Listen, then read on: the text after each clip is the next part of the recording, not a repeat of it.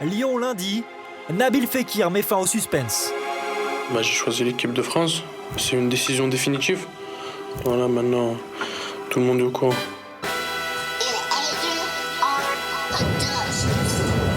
À quelques heures du choc contre Marseille, Nabil Fekir termine tout juste l'entraînement.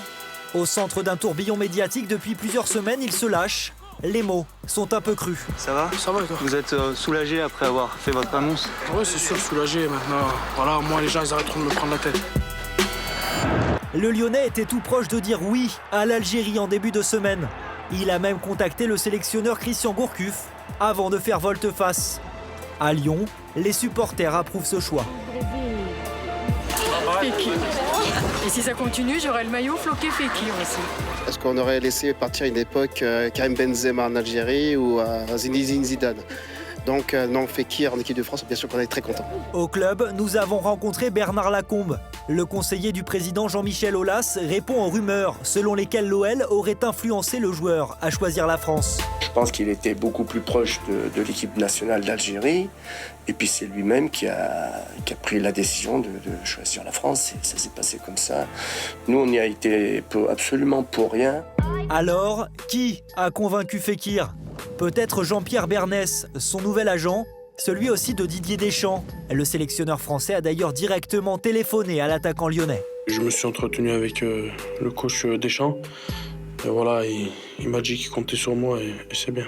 Non, c'est pas un crève-cœur, Après, je pense qu'il fallait faire un choix. Voilà, j'ai opté pour l'équipe de France.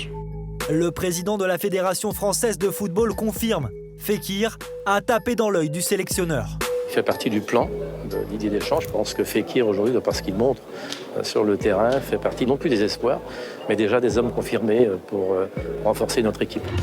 Joueur français ayant réussi le plus de dribbles dans les 5 grands championnats derrière Franck Ribéry. Fekir, déjà sélectionné avec les espoirs, pourrait être appelé chez les grands dès ce jeudi et se projette déjà plus loin. Il y a une compétition qui arrive, qui est l'Euro. Voilà, c'est une compétition que tout joueur a envie de jouer. Voilà, après, c'est à moi de tout faire pour essayer d'être appelé à chaque fois.